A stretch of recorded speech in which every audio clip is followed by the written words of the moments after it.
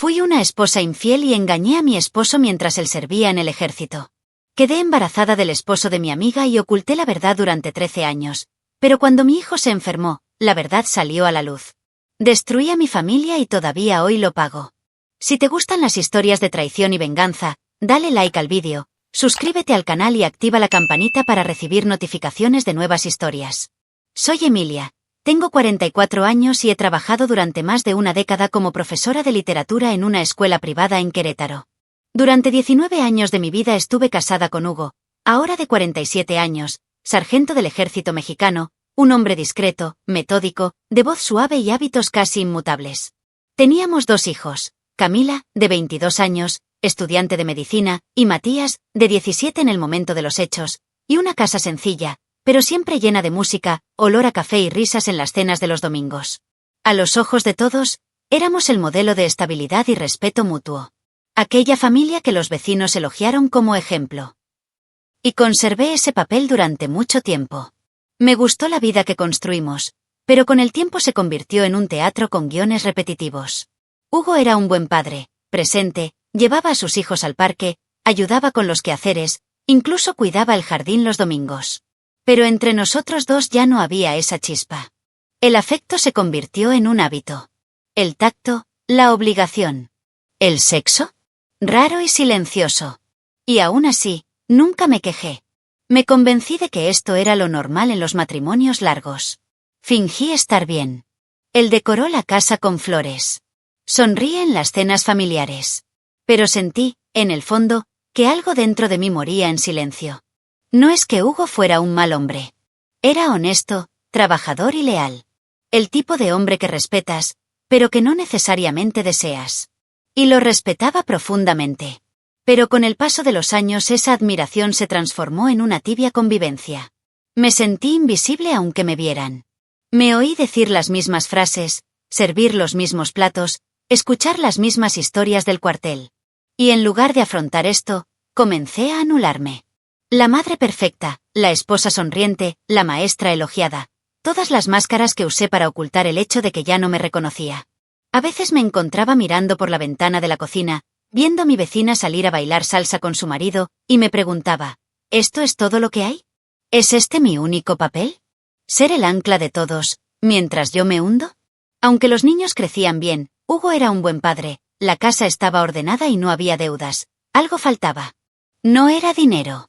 No era estatus. Era deseo. Fue emoción. Se trataba de sentirse vivo. Pero nunca lo dije en voz alta. ¿Sería egoísta, no? ¿Reivindicar la pasión cuando se tiene estabilidad? Recuerdo un día específico. Era nuestro aniversario de bodas. Hugo me regaló una orquídea y una cena que él mismo preparó. Arroz blanco, pollo a la parrilla, una copa de vino barato. Sonreí, le agradecí e incluso publiqué una foto. Pero por dentro quería gritar. No por el regalo en sí, sino porque era el retrato de nuestro matrimonio. Correcto, limpio, sin errores, y completamente desprovisto de alma. Me sentí como si me hubiera convertido en un papel de una obra que ya ni siquiera era mía. Pero aún así, seguí actuando. Para Camila. Para Matías. Por miedo. Por cobardía. ¿Por amor? Tal vez. En ese momento, todavía creía que el amor podía volver. Que solo hizo falta un esfuerzo, un viaje en pareja, quizás un tiempo a solas, para reavivar lo que se había apagado. Pero Hugo no vio ningún problema. Él pensaba que todo era genial. Esa rutina era sinónimo de seguridad. Y me convertí en un experto en fingir. Fingiendo que el abrazo me calentó. Simular que el tacto era bienvenido. Pretendiendo que el sábado por la noche todavía me emocionaba. Fue como si no viera a la mujer que estaba a su lado pidiendo ayuda en silencio. Y luego, cuando se fue en esa misión internacional, algo dentro de mí cambió. Fue esta ausencia, física y emocional, la que sembró la semilla de lo que vendría después. Su viaje, que duraría unos meses, fue como un espejo. Me vi solo y me di cuenta de que siempre había estado allí.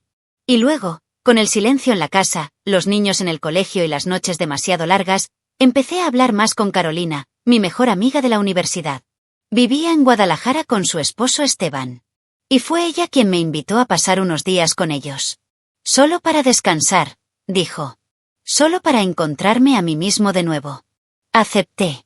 Y ese viaje fue el principio del fin. Guadalajara me recibió con un cielo gris y olor a lluvia a punto de caer. La casa de Carolina era espaciosa, llena de ventanas, decorada en tonos claros y siempre con música francesa sonando en alguna habitación. Carolina, de 43 años, es médica, una de esas personas que parece llevar luz allá donde va, incluso cuando está agotada. Su marido, Esteban, de 46 años, es un abogado exitoso, elocuente, de esos que alardean sin parecer arrogante. Siempre pensé que era guapo, lo confieso. Pero lo que allí ocurrió, nunca fue planeado. Ese primer día todo parecía normal. Cenamos, bebimos vino, reímos de historias de la universidad. Y me sentí vivo. Por primera vez en años. Carolina me dijo, con lágrimas en los ojos, que había dejado de intentar quedar embarazada. Dijo que ya no podía soportar más las inyecciones, las expectativas, los aspectos negativos. ¿Quién se contentaría con no ser madre? Y yo, en un impulso insano, abracé ese dolor como si fuera mío. Fue un sábado por la noche cuando todo salió mal. Se había acostado temprano después de sentirse enferma y sufrir un ataque de migraña. Esteban y yo nos quedamos en la sala. Seguimos bebiendo, riéndonos, escuchando música en vinilo. Y entonces, en algún punto entre un comentario nostálgico y una palmadita prolongada en el brazo, cedí. O quizás hace mucho tiempo que quiero rendirme. Tener sexo con Esteban fue como saltar de un acantilado y, a mitad de camino, darme cuenta de que quería caer. El vino ya los había emborrachado a ambos, pero no fue el alcohol lo que me hizo hacerlo a mí. Fue la mirada que le dirigió mientras se acercaba. Una mirada que decía: sé lo que extrañas. Me apoyó contra una de las columnas de madera de la habitación, en un rincón parcialmente cubierto por una cortina de lino. Me sujetó firmemente por la cintura, me dio la vuelta y me tomó con urgencia, sin dudarlo. El primer movimiento me quitó un aliento que no había tenido en años. Temblé y tuve mi primer orgasmo. Justo en el primer impacto, sentí mi cuerpo desplomarse en un placer que me avergüenza hasta el día de hoy. 1, 2, 3, 4 veces. Tuve 4 orgasmos durante la relación sexual. Un torbellino que mezclaba vergüenza, excitación, desesperación y una extraña libertad. Después del muro, me colocó a 4 patas sobre una pequeña mesa de madera al lado de la estantería. Los marcos de las fotos temblaban. Los vasos cayeron sobre la alfombra. El tiempo pareció colapsar, como si el reloj de la pared se hubiera detenido. Tuvimos sexo durante casi 45 minutos sin decir una palabra más allá de gemidos ahogados y respiraciones entrecortadas. A ninguno de nosotros nos importaba el riesgo de ser atrapados, ni siquiera con Carolina durmiendo en la misma casa. Fue como si estuviéramos fuera de este mundo. Ya no era la maestra, ni la esposa, ni la madre ejemplar. Yo solo era piel, impulso, puro error. Y él lo sabía. Al final del acto, para no dejar huellas, me tiró de la mano, me hizo arrodillar y terminó en mi boca, como si el acto necesitara una firma final que no pudiera borrar. Me quedé allí un momento después de tragarlo todo, de rodillas, con los ojos cerrados, tratando de comprender lo que acababa de suceder. Cuando me levanté y fui al baño, me miré al espejo y casi no me reconocí.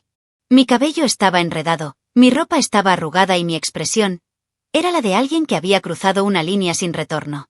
Debería sentir pena. En cierto modo, lo hice.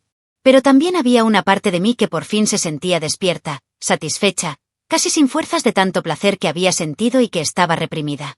Y eso era aún más aterrador que la culpa. Esteban actuó como si le hubieran quitado un peso de encima. Estaba preparando café en la cocina como si nada hubiera pasado. Ella me miró satisfecha y dijo con una sonrisa: «Eres maravillosa». Casi vomito. Su frialdad me atravesó como una daga. Cuando Carolina bajó las escaleras, todavía aturdida por la migraña y la fuerte medicación que había tomado, y nos encontró riéndonos de las noticias de la mañana, me sentí como un monstruo. Ella no sospechaba nada. Me abrazó y me agradeció por estar allí. Y sonreí. Una sonrisa que lastima tus dientes. Las siguientes semanas fueron confusas. De regreso a Querétaro, sentí náuseas extrañas, dolor en los pechos y tenía mucho sueño. Hice una prueba en una farmacia. Positivo. Mi mundo dio vueltas. Sabía que Hugo no podía ser el padre. Había estado fuera del país durante más de 2 meses. Y fue entonces cuando una idea enfermiza apareció en mi cabeza. ¿Qué pasaría si este niño fuera la respuesta? ¿Qué pasaría si hiciera algo por Carolina? ¿Algo que borre mi error? Pensé en decírselo.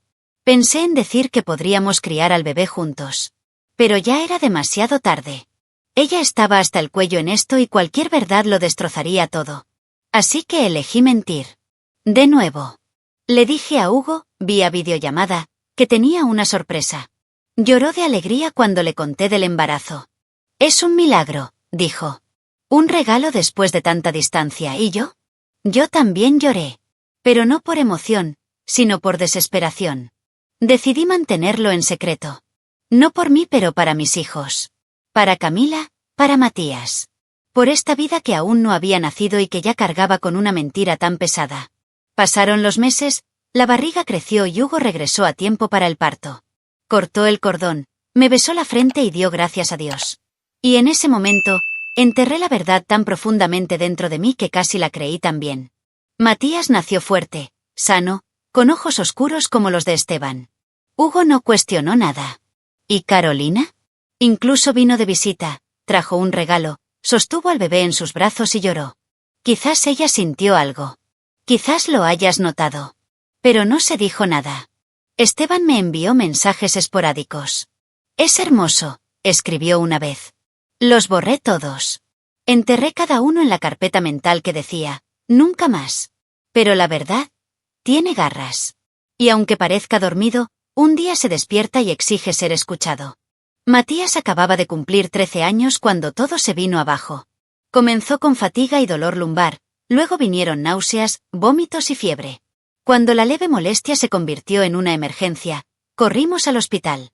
Tras las pruebas, el diagnóstico llegó en forma de sentencia, insuficiencia renal crónica. Y lo que era peor, necesitaba un trasplante urgentemente. Hugo, a mi lado, parecía un soldado en guerra, silencioso, pero alerta. Camila lloró y preguntó: «¿Todo estará bien, verdad, mami?» Y yo sentía que esa sería la factura de todo lo que enterré hace años. Hicimos pruebas a todos los miembros de la familia. Yo fui el primero, negativo. Hugo, también negativo. Camila, con lágrimas en los ojos, preguntó si podría morir si donaba. No era compatible.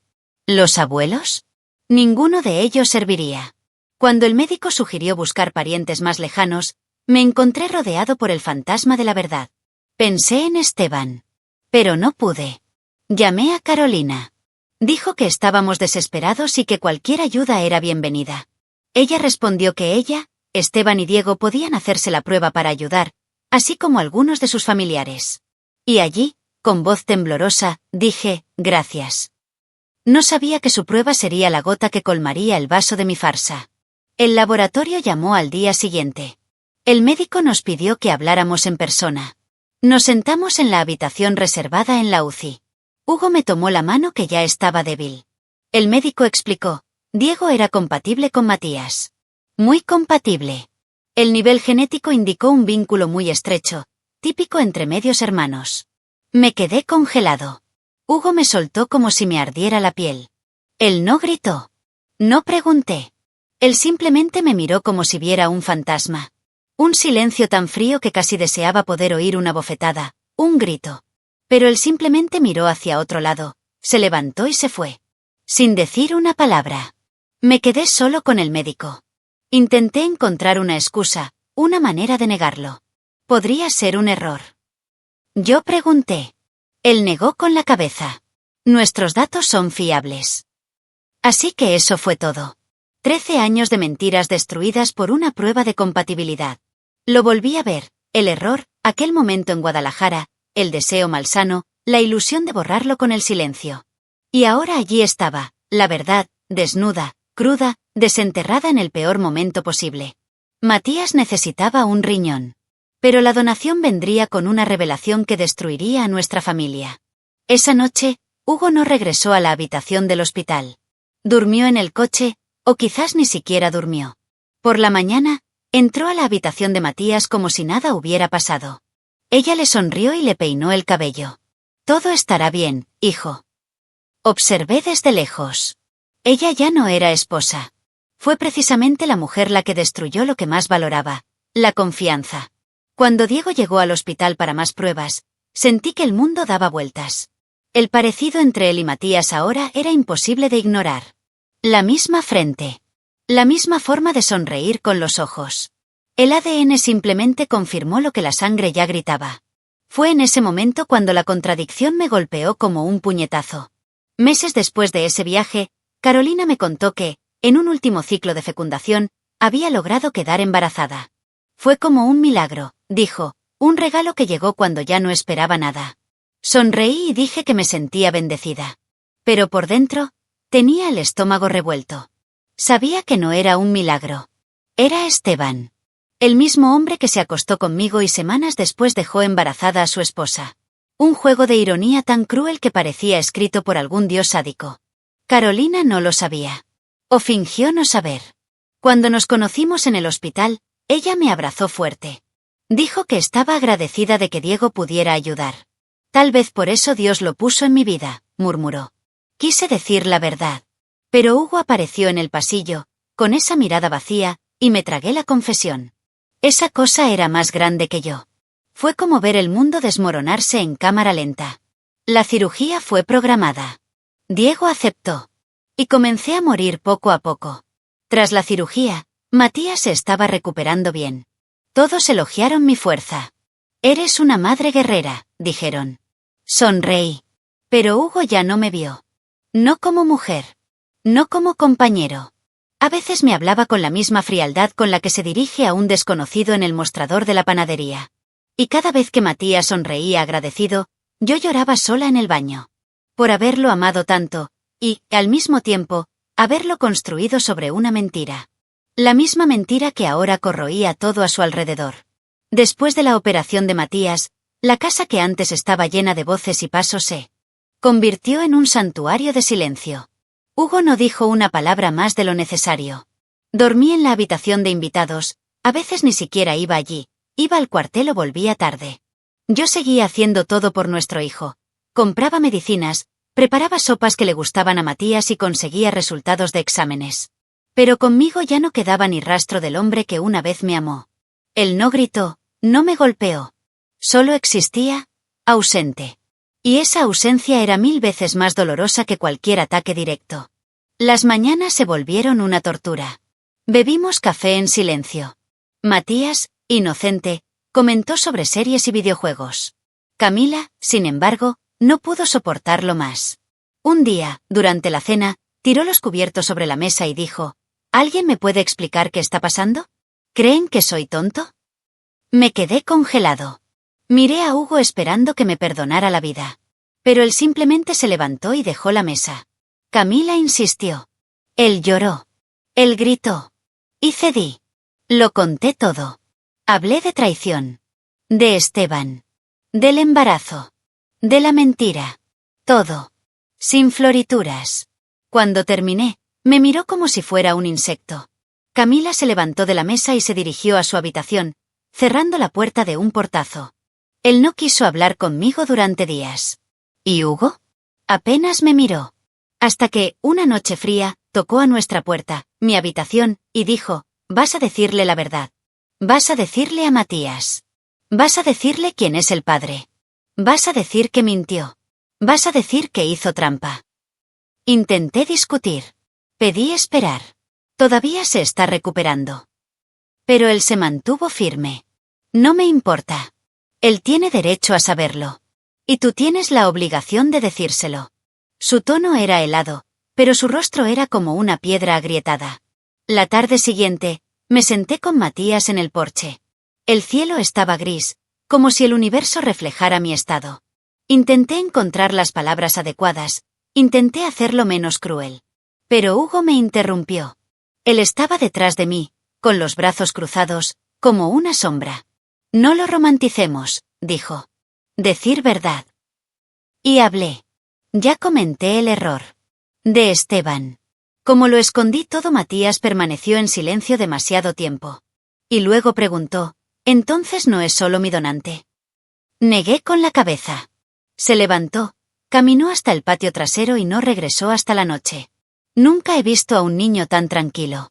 Después de ese día, Matías se distanció de mí de una manera sutil pero devastadora. Él continuó siendo educado, pero los abrazos disminuyeron. Las conversaciones, también. Fue como si hubiera contaminado su imagen de mí. Y quizás así fue. Hugo permaneció frío, rígido, pero ahora con una extraña calma. Como si, al obligarme a afrontar la verdad delante de mis hijos, hubiera cumplido una misión personal. Ahora saben con quién están tratando, dijo una vez. Lloré en el baño, sentada en el suelo. Mi cara mojada se reflejó en el azulejo blanco. Había perdido a Hugo.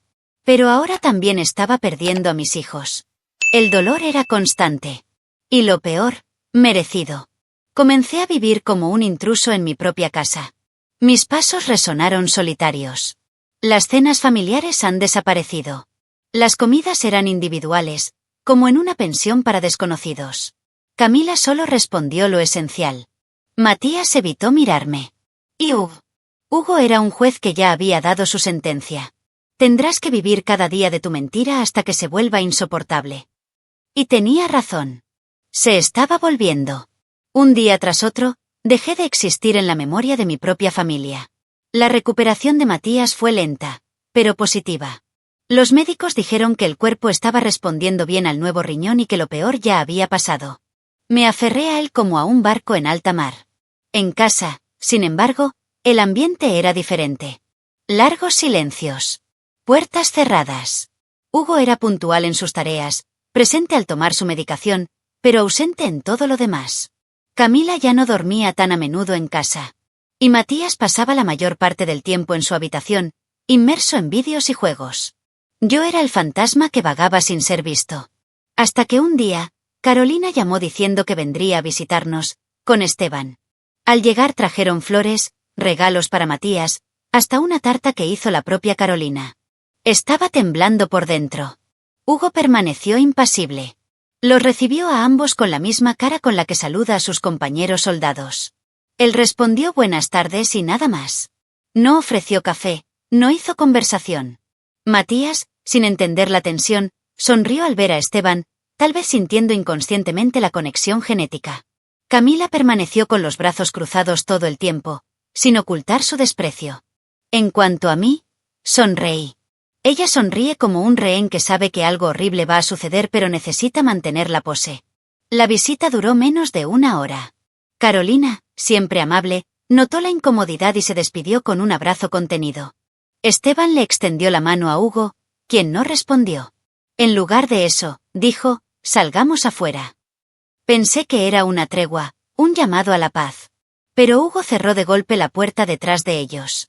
Camila lo siguió discretamente, curiosa. Me quedé congelado en la habitación, conteniendo la respiración.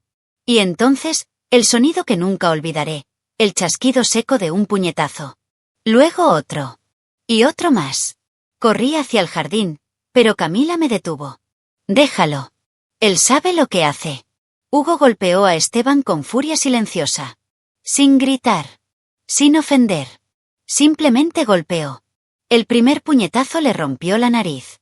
Luego vinieron los golpes en el estómago, en las costillas, hasta que Esteban cayó al suelo con la cara magullada. Él no se defendió. Él solo trató de protegerse.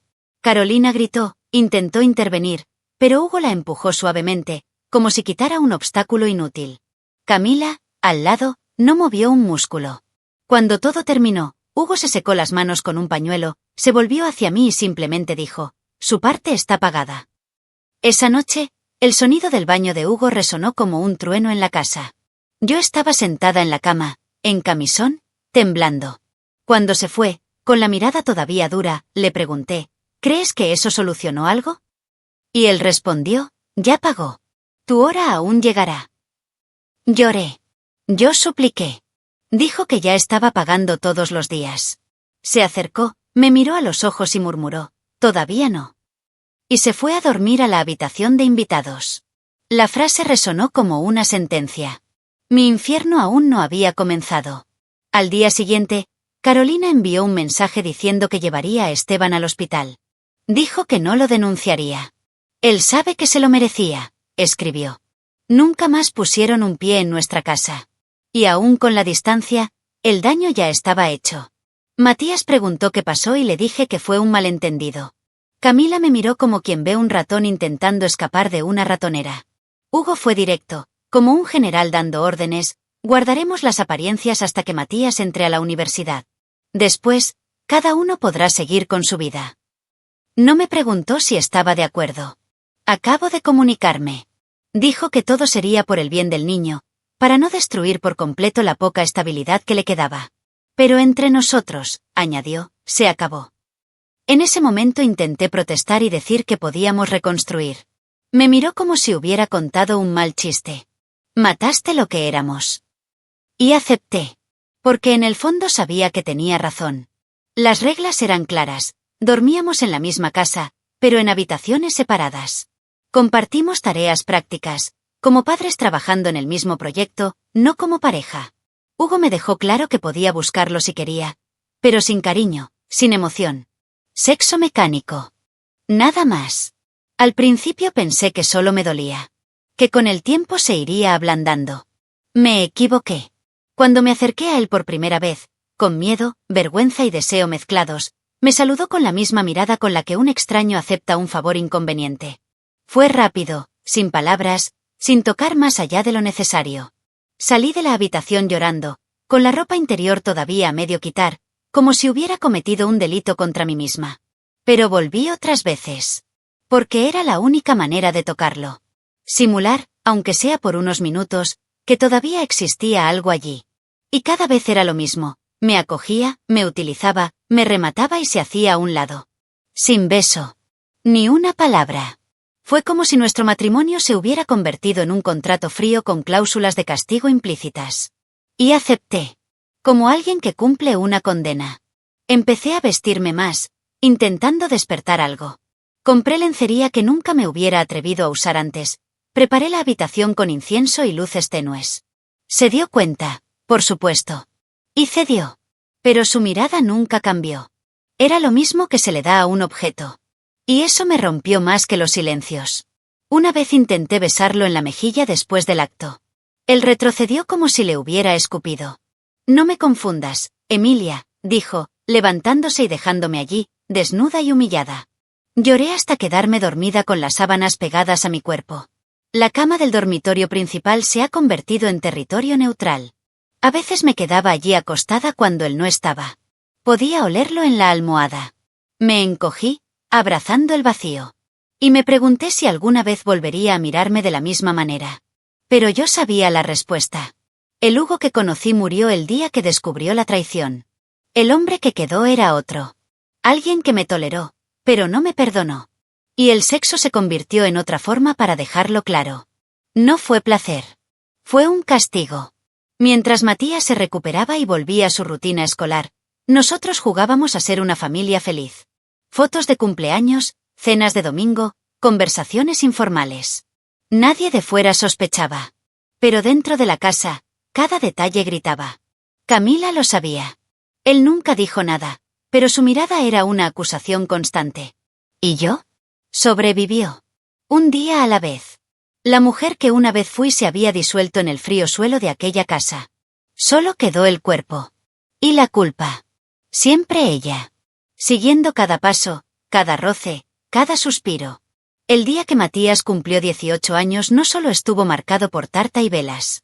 También fue el día en que Hugo finalmente me llamó para hablar, en el mismo jardín donde me había propuesto matrimonio casi 2 décadas antes. La misión ha terminado, dijo. No lo entendí de inmediato. Nuestro pacto. Cumplí mi parte. Ahora quiero el divorcio. No hubo enojo, solo un tono cansado, como alguien que ha llevado una carga durante mucho tiempo. Me aferré al respaldo de mi silla como si eso pudiera evitar que el mundo se desmoronara. Pero de todas formas se derrumbó. Por favor, ahora no, susurré. Él simplemente respondió, ya era hora. Yo supliqué. Dijo que podríamos intentar la terapia. Que éramos una familia. Que aún quedaban buenos recuerdos. Me miró con una mezcla de lástima y desprecio. No es por la traición. Es porque no me diste el derecho a elegir. Tú lo decidiste todo. Me engañaste, me obligaste a criar a un hijo que no era mío, me convertiste en un personaje de tu mentira. Y luego, con un toque final de crueldad calculada, añadió, mataste mi amor con el silencio. Y ahora solo me queda el teatro. Estoy harto de actuar. Eso dolió más que cualquier bofetada. Fue definitivo. Y yo sabía que él no daría marcha atrás. Unos días después, firmé los papeles con mano temblorosa. Hugo se quedó con la casa, y con los niños, al menos al principio. Camila, ya graduada y trabajando en un hospital de León, apenas me habló el día de la separación. Buena suerte, dijo antes de irse. Matías me abrazó, pero su mirada lo decía todo: confusión, tristeza y una compasión lejana. Fui a una pequeña casa que alquilé en San Miguel, llena de paredes blancas y silencios resonantes. Pasé las primeras noches sin poder dormir, preguntándome cómo, en silencio, había destruido todo. Con el tiempo, los niños comenzaron a visitarme. Al principio era un protocolo. Camila venía cada 2 meses, siempre con prisa. Nunca dormí. Nunca te rías. Simplemente escuché, respondí y me alejé. Me pareció que lo hacía por obligación. Matías era diferente. Niño. Él venía con libros y me preguntaba cómo estaba. Pero había una barrera invisible que ni siquiera el tiempo podía romper. Nunca más me llamó mamá con la misma ternura. Y aun cuando sonreía, sus ojos no brillaban como antes. Fue como si me perdonara, pero no me olvidara. La soledad empezó a asentarse como polvo sobre muebles abandonados. Caminé por los pasillos de mi casa, escuchando mis propios pasos. No preparé cenas para nadie. Decoré la habitación como si alguien fuera a visitarnos. Miré fotos antiguas en mi teléfono celular y me pregunté si eso alguna vez fue real o solo una ilusión que creé. A veces escribí cartas que nunca envié. Otras veces releo viejos mensajes de Hugo, de cuando me llamaba vida. Esas palabras, ahora, parecían pertenecer a otra existencia. La otra mujer. Uno que maté, junto con nuestro matrimonio. Intenté seguir adelante. Hice terapia. Asistí a una iglesia durante unos meses. Aprendí a cocinar cosas nuevas. Pero nada llenó el vacío exacto donde solía vivir mi familia. La vergüenza todavía me acompañaba en los mercados, en los cafés, en las miradas de los conocidos que cruzaban la calle para no hablarme. Y lo entendí.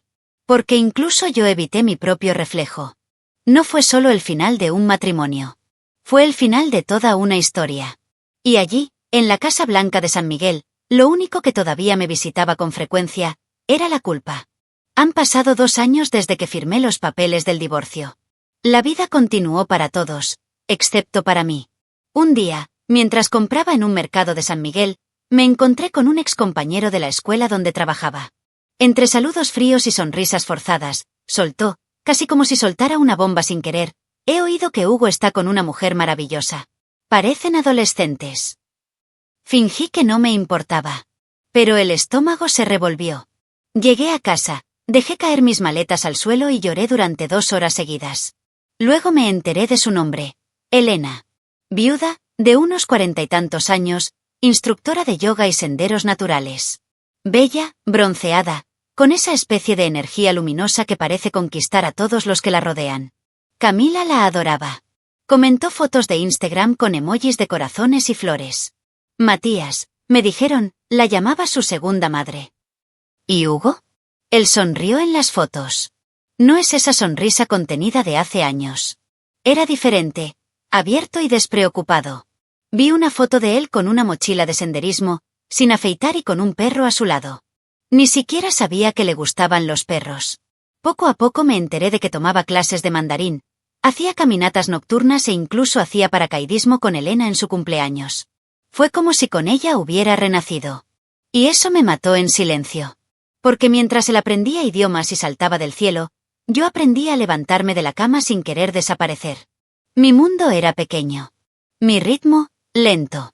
Mi reflejo en el espejo parecía mayor de lo que realmente era. Fue como si hubiera quedado atrapada el día que salió a la luz la verdad. No envidiaba a Elena por su cuerpo ni por su juventud. Envidié la ligereza. El aspecto limpio.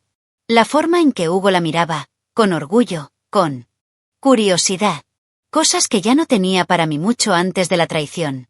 La diferencia era que ahora estaba completamente abierto. Él volvió a la vida. ¿Y yo? Yo simplemente existía. Comencé a evitar las redes sociales, los amigos en común, cualquier rastro de la nueva vida que estaba construyendo. Fue como ver una película de tu propia vida, solo reemplazada por otra actriz más encantadora. Camila me visitaba con menos frecuencia. Cuando llegó, Habló de Elena con naturalidad, como si no me importara. Es simpática, mamá. Te respeta mucho. Yo solo sonreí. Matías fue más sutil. Él nunca mencionó su nombre en la conversación, pero me di cuenta cuando sus ojos se iluminaron cuando habló de las cosas nuevas que papá ha estado haciendo. Tenían una vida. Me quedé en silencio. Y eso, más que cualquier castigo, era la parte más cruel de todo. Ver que el mundo siguió adelante sin mí y que nadie miró atrás. Había noches en las que me levantaba de la cama y me sentaba en el sofá oscuro de la sala de estar. Encendía la televisión sin sonido y me quedaba allí parado, mirando al vacío. Me pregunto si alguien volvería a amarme algún día. No como Hugo, pero como alguien que realmente me miró. Elena no era mi enemiga. El problema era el espejo. Yo fui mi propio castigo. Porque todo lo que pasó empezó conmigo. Y ahora, todo lo que me quedaba era mirar desde lejos, sola, como la vida que alguna vez pudo haber sido mía florecía en las manos de otra mujer. Pensé que ya había sentido el peor dolor que una mujer podía sentir. Pero no. El peor dolor es el que viene de las manos de aquella que diste a luz. Camila, de 26 años, graduada, independiente, viviendo sola en León, parecía haber encontrado por fin su estabilidad. Hasta que un día recibí una llamada de Carolina. Su voz era temblorosa. Emilia, no sé cómo decirlo, pero... Camila, ella y Esteban, están juntos. Todo mi cuerpo se congeló. Le pedí que lo repitiera. Se están viendo. Es íntimo. Pensé que era solo amistad, pero vi mensajes, vi fotos. Fue como escuchar tu propio corazón explotar. Me quedé en shock. Llamé a Camila. Ella no respondió. Lo intenté de nuevo. Silencio. Llamé a Hugo. Cuando se lo dije, no gritó. Solo dije, ¿dónde están? Estaba temblando. Guadalajara. Y él respondió, déjamelo a mí. Él colgó. Eso es todo lo que dijo. 2 días después, recibí otra llamada, esta vez de Carolina, llorando. Hugo había ido allí. Él irrumpió en la casa. Encontró a Esteban y lo confrontó delante de todos. Esteban intentó discutir, intentó decir que ahora era diferente. Hugo no quiso escuchar. Su brazo izquierdo estaba roto en 2 lugares. Carolina lloró. Él lo informará. Solo pude balbucear, Camila, ¿por qué? Camila apareció en mi casa 2 días después. Me miró como si estuviera mirando una figura patética. No tienes derecho a juzgarme, dijo, antes de que pudiera decir nada. Estaba temblando y mi corazón palpitaba aceleradamente. ¿Con él, Camila? El mismo hombre que... me interrumpió. También te acostaste con él. Y mentiste. Durante años. Cada palabra era una puñalada. Ella se sentó en el sofá, cruzando las piernas arrogantemente. Quizás estés pagando. Quizás el destino simplemente te esté devolviendo lo que te dio. Y luego vino la mirada. Esa mirada. Frío. Afilado. Como si fuese una mujer más. No su madre. Intenté hablar. Intenté rogar. Camila, está casado. Es el padre biológico de tu hermano. Ella se rió. Se rió como si se burlara de su propia tragedia. Tú también lo sabías cuando estuviste con él. La frase me destruyó. No hubo pelea ni siquiera lloro. Solo el pesado silencio y esa mirada de repulsión que duró unos segundos, pero me destrozó por dentro. Cuando ella se fue, me quedé en la puerta, observándola subir al auto. Nunca miré hacia atrás. Y en ese momento me di cuenta de que algo dentro de mí había muerto. No amor. Pero el papel.